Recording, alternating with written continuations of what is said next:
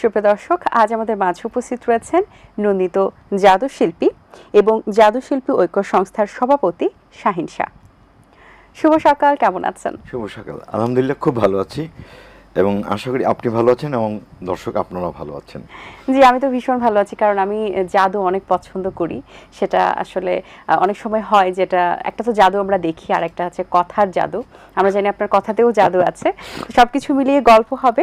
কিন্তু এই যে আপনার আসলে জাদু শিল্পী হয়ে ওঠার গল্পটা হয়তো বা অনেকেরই জানা, অনেকেরই অজানা, একটু ছোট্ট করে জানতে চাই যে ছোটবেলা থেকেই কি আসলে ভালো লাগা ছিল কিনা? জি, আমি না শুধু বাংলাদেশের প্রতিটি জাদু শিল্পের পেছনের গল্পটা একই হবে, কারণ একজন এই শিল্পটাকে অর্থাৎ এই জাদুকে শিল্প হিসেবে তৈরি করেছেন। তিনি বিশ্বনন্দিত জাদুশিল্পী, বীর মুক্তিযোদ্ধা, 21শে পদকপ্রাপ্ত আমার শ্রদ্ধেয় গুরুজি জুয়েল আইস।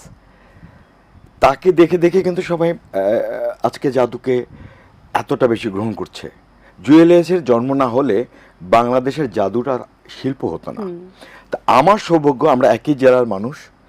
1976 সালে প্রথম তার ম্যাজিক দেখি, আর ম্যাজিকের চেয়ে সবচেয়ে বেশি বড় মনে হয়েছে আমার কাছে সেটা হচ্ছে তার শৈল্পিক উপস্থাপন ঢং। এটা দেখেই আমার ইচ্ছে হলো যে আমি ম্যাজিক শিখি। এখান থেকে শুরু। এবং তার সাথে আপনার একটি অনুষ্ঠান করা হয়েছে, যেটা এটিএন বাংলাতেই প্রচারিত হয়েছে। সেই আয়োজনটা কেমন লেগেছে আপনার? অসাধারণ, অসাধারণ। জুয়েলদা নিজেও মানে সারপ্রাইজড।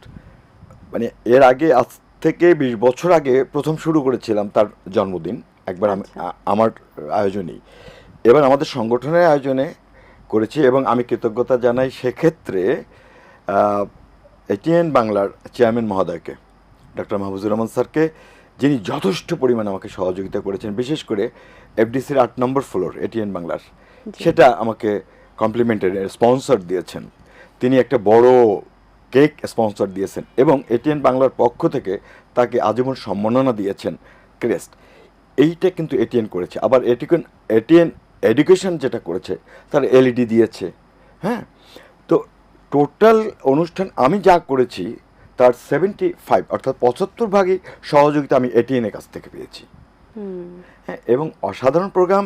জুয়েলদা যখন তাকে বাসায় ড্রপ করতে যাই, তিনি নিজেই সারপ্রাইজড, বললেন যে শাহিন তুমি এতটা সুন্দর করবা, আমি জানতাম না।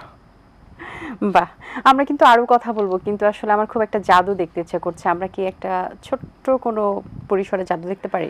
যদি আমাদের আয়োজন এরকম নেই, আমরা বুঝতে পারছি। ওকে, আপনি একটা কথা বলেছেন যে জাদু আমার খুব প্রিয়। আমার এই প্রশ্নের সাথে আমি একটু যোগ করতে চাই, এমন একটি মানুষ আমি পাইনি যে ছোটবেলা থেকে সে জাদু পাগল না।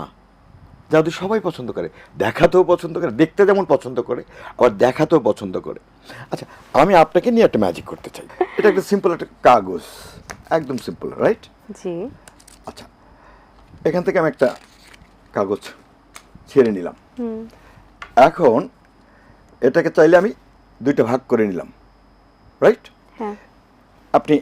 আপনি চাইলে এটাকে 2টা ভাগ করতে পারেন। আচ্ছা, মানে আমার মতো করে? হ্যাঁ, আপনি আপনার মতো। ওকে, আবার করতে হবে? Very good. এবার ওটা হয়ে গেল। হ্যাঁ। এবার এটা করুন। ওকে, এটাকেও ভাঁজ করব, সেম ছিঁড়ে ফেলবো? ছিঁড়ে ফেলুন। ওকে। এটা ছিঁড়ছে না। এটাই হচ্ছে ম্যাজিক। ওয়াও। আমরা তো বিভিন্ন সেক্টরে দেখি যে সেক্টর নিয়ে ভাবা হয়, অনেক ধরনের পরিকল্পনা হয়, সেটা গানে হোক, নাচে হোক, কালচারাল হোক, খেলার মাঠে হোক, হ্যাঁ, ক্রীড়াতে হোক। জাদু শিল্পটাকে নিয়ে আমরা যেরকম এক্সাইটেড থাকি বা যেরকম আমরা দেখতে পছন্দ করি, কিন্তু সেটার পেছনেরও কিন্তু অনেক ধরনের পরিকল্পনা রয়েছে, অনেক পরিশ্রম রয়েছে। জাদু শিল্পটাকে নিয়ে আরো সমৃদ্ধ করার যে বিষয়টা, সেটা কতটুকু সমৃদ্ধ হয়েছে আসলে? বিশ্বে যেভাবে এই ম্যাজিক বা এই জাদু শিল্প নিয়ে যেভাবে কাজ করে যাচ্ছে বা প্যাট্রোনাইজ করছে, সরকারিভাবে যে সহযোগিতাটা পাচ্ছে, আমরা কিন্তু সেটা পাচ্ছি না। আপনাকে ধন্যবাদ জানাই। আপনি যে কথাগুলি বললেন যে ম্যাজিকটার একটা বিশদ ব্যাপার আছে। আমি যে ম্যাজিকটি করতে যাচ্ছি, আমি স্টেজের কথাই বলছি, আমি একটা স্টেজে কিছু ম্যাজিক করব, সেখানে অন্তত আমাকে 2জন অ্যাসিস্ট থাকতে হবে, যাদের হাতে টোটাল ম্যাজিকটা কন্ট্রোলিং। আমি শুধু একজন অভিনেতা। আবার মিউজিক আলাদা পার্ট, সেখানেও আমার লোকই থাকতে হবে। হ্যাঁ, কখন কোন ম্যাজিকের জন্য কোন মিউজিক, এবং ম্যাজিক আইটেমের এত ব্যয়বহুল, এটাকে আমি বলি ইন্ডাস্ট্রি। একজন ভালো ম্যাজিশিয়ান হওয়া একটা বিষয়, সেটা হচ্ছে যে শুধু ম্যাজিক থাকলে যে ভালো ম্যাজিশিয়ান হওয়া যাবে আমি সেটা বিশ্বাস করি না। একটা ছোট ম্যাজিকও অনেক বড় হতে পারে উপস্থাপনার কারণে। উপস্থাপনার উপর ডিপেন্ড, Depend করে। পরিবেশনার উপর হ্যাঁ, depend করে। পরিবেশনের উপর নির্ভর করবে। এখন এই যে আমাদের, আপনার প্রশ্নটার উত্তর হচ্ছে যে আমাদের দেশে যদি আমাদের একটু সরকারিভাবে আমরা সহযোগিতা পেতাম, সে ধরনের প্রথম কথায় আসি, আমার জাদুগুরু জুয়েল আইসের জন্মদিনে আমি যদি চারিদিক থেকে সহযোগিতা না পেতাম, এটা কিন্তু বেসরকারিভাবে, সরকারিভাবে না। এবং আরও একটু মজার বিষয় হলো, প্রত্যেকটি বিষয়ের উপরে দিবস আছে, জাদুর কোনো দিবস নেই। তো আমি সেদিন ঘোষণা দিলাম যে বাংলাদেশের জাদু দিবস হবে 10 এপ্রিল, বিকজ 10 এপ্রিল জুয়েল আইসের জন্মদিন।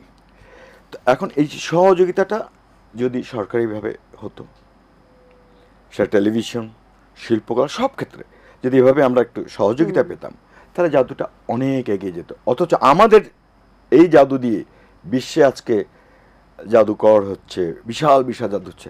জাদুর সূতিকাগার বাংলাদেশ, শুরুটাই কিন্তু পৃথিবীর সমস্ত ম্যাজিকের সূতিকাগারটা হচ্ছে বাংলাদেশ, এখান থেকে জাদুর উৎপত্তি। অথচ আমরাই পিছিয়ে আছি। আরেকটা জাদু দেখতে চাই। প্রশ্নের মধ্যে উত্তরটা লুকিয়ে আছে, আমি খুব ফান করি তো। এটা কি ধাঁধা? আচ্ছা, এটা কি? কি? রাইট, সো ট্যালেন্ট, মানে এটা কি, এটাই হচ্ছে উত্তর। এটা হ্যাঁ, কি? আরেকটা প্রশ্ন আমি অনেক সময় করে থাকি, সেটা হচ্ছে পৃথিবীটা কার গোলাম? এটার উত্তর কিন্তু ওটার মধ্যে আছে। পৃথিবীটা কার গোলাম? এখন পৃথিবীটা টা কা কা র র টা টাকার গোলাম, তাই না? ইন্টারেস্টিং। এই কিটাকে ম্যাজিক করে দেখুন, এটা না হলে তো তালা খুলবে না। না, এই জন্য এটাকে নিচে নিয়ে আসলাম, আচ্ছা, আবার উপরে তুললাম, বাহ। এবার ঘুরিয়ে নিচ্ছি। আপনাকে খেয়াল রাখতে হবে এইটা কোনো অবস্থাতে নিচের পাটটা ঘুরছে না। ঘুরছে না। এইটাকে আমি ইচ্ছে করে অনেকটা ঘুরিয়ে নিয়ে আসলাম পুরোটা, আবার নিচে নামিয়ে নিয়ে আসলাম। এবার আমি আপনাকে দিচ্ছি, এবার আপনি ঘোরাতে হবে। ওকে, কষ্টসাধ্য জিনিস মনে হচ্ছে। না না, চেষ্টা তো করতে হবে। উঠছে তো না, দিস ইজ কল ম্যাজিক। ঘুরছে না, এটা পুরোটাই এর সাথে অ্যাটাচ। কিভাবে করলেন? ওই যে ম্যাজিক করে। ইন্টারেস্টিং। Thank you. এখন তো অনেকে আগ্রহী এই বিষয়টাতে বা এই সেক্টরটাতে আসা নিয়ে, এবং সবাই একটু শখের বশতেই কিছু জাদু শেখার জন্য আসছেন। তো তাদের মধ্যে সম্ভাবনা কেমন দেখছেন? আপনাদের কিছু জিনিস কি তাদের মধ্যে আপনারা চান যে তাদের মধ্যেও থাক? প্রজন্ম থেকে প্রজন্ম চলুক, এটা আমি চাই বলেই কিন্তু আমি যুদ্ধ করে যাচ্ছি। জি। আমি যতটা না আমার জন্য যুদ্ধ করছি, তার চেয়ে আমি তরুণদের জন্য যুদ্ধ করছি। কারণ আমি তো একটা জায়গা পেয়েছি, এরপরে কি, এরপরে কি হবে, এটাকে টিকিয়ে রাখতে হবে। এটা যতদিন বাঁচবে ততদিন আমি বাঁচবো, ততদিন জুয়েল আইস বাঁচবে, তাই না? শুরুটা তো এইভাবেই, শেষটা কোথায়? শেষটা নাই। আমি সবসময় আমার স্টুডেন্টদেরকে বলি, চেষ্টা, শেষটা, বেশটা। তার মানে কি, তুমি চেষ্টাটা যদি শেষ অবধি পর্যন্ত করতে পারো, তবে তুমি বেশটা পাবে। তো এখন এই শিল্পের জন্য এখন বেশ বেশ তরুণরা, শিক্ষিত তরুণীরা কিন্তু এগিয়ে আসছে, শিখছে, তারা ভালো ভালো পারফর্ম করছে।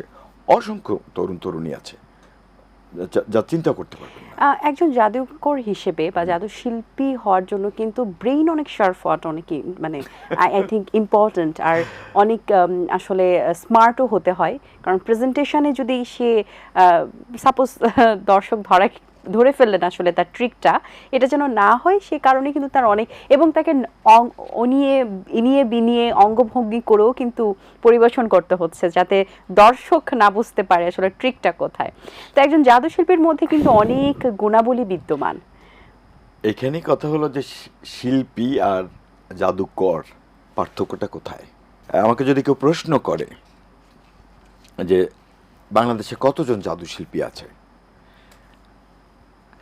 সেটার উত্তর একটা। আর যদি প্রশ্ন করে বাংলাদেশে কতজন জাদুকর আছে, সেটার প্রশ্ন কিন্তু আর একটা। আচ্ছা। শিল্পী হওয়া খুব পরিশ্রমের ব্যাপার।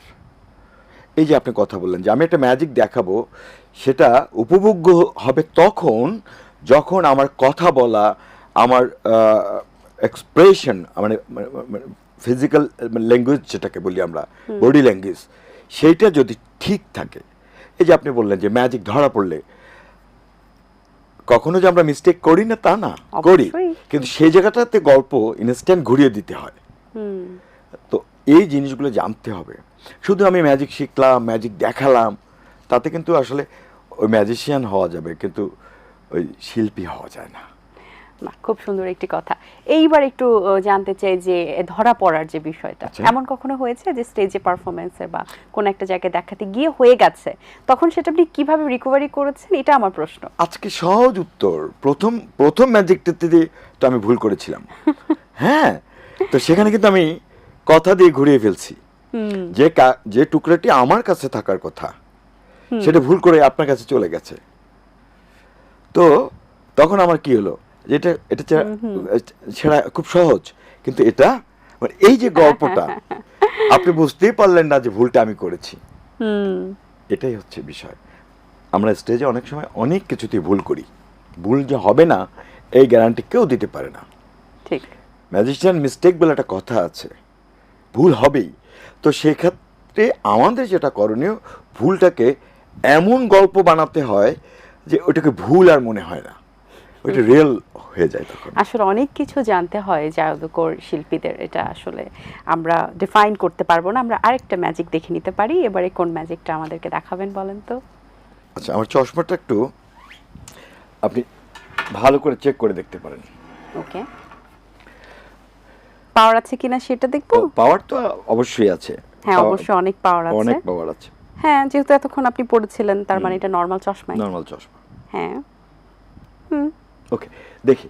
আচ্ছা, এখন কথা হচ্ছে যে একসঙ্গে আমি কথায় বলি যে একসাথে সংসার করে স্বামী তার স্ত্রীকে বলে আমি তোমাকে চিনতে পারলাম না, স্ত্রী তার স্বামীকে বলে আমি তোমাকে চিনতে পারলাম না।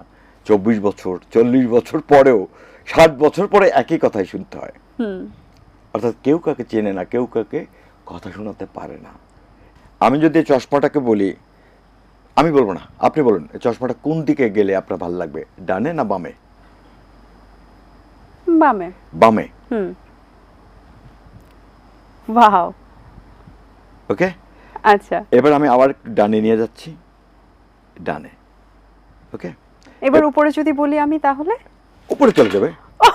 Wow, nice nice. Thank you. বাহ, এভাবে যদি শুধু আমি যেটা বলতাম সেটাই হয়ে যেত, হ্যাঁ, তাহলে জীবনটা আরো কত সহজ হতো। আসলে ওই যে ম্যাজিকটা ট্রিক। কিন্তু আপনি চাইলে জীবনটাকে সহজ করতে পারেন, সব কিছুকে কঠিন না ভেবে সহজ ভাবুন। আপনি চলার পথে দেখবেন যে আপনাকে নিয়ে নানা রকম রচনা হচ্ছে। আপনি এই রচনায় যাবেন না, আপনি আপনাকে চেনেন, আপনি আপনার পথে হাঁটেন, জীবন সহজ। খুব সুন্দর কথা, অসংখ্য ধন্যবাদ আপনাকে। চমৎকার কিছু ম্যাজিক দেখলাম, শিখলামও একটা, ভালো লেগেছে। অনেক শুভকামনা রইল এবং আবারও আপনাকে চাই। সেই পর্যন্ত ভালো থাকবেন। ধন্যবাদ। ধন্যবাদ আপনাকে, ধন্যবাদ দর্শক, আপনারা যারা এতক্ষণ আমাদেরকে সহ্য করলেন। দর্শক, আশা করছি আজকের আয়োজন ভালো লেগেছে। আমার তো বেশ ভালো লেগেছে। আজ এই পর্যন্তই, দেখা হবে আগামী পর্বে নতুন কারোর সঙ্গে। সেই পর্যন্ত ভালো থাকবেন, সুস্থ থাকবেন, ইটিন বাংলার সাথেই থাকবেন। সকলকে আল্লাহ হাফেজ। দিন আসে দিন যায়, সময়টা চলে যায়, তবু আছি এই বেশ ভালো। জীবনটা রঙময়, যেভাবেই হওয়া চাই, নয় কবু সাদা কালো। এই আশাতে স্বপ্ন ভাসে, সুখ হাসে চোখে মুখে, চায়ের চুমুকে।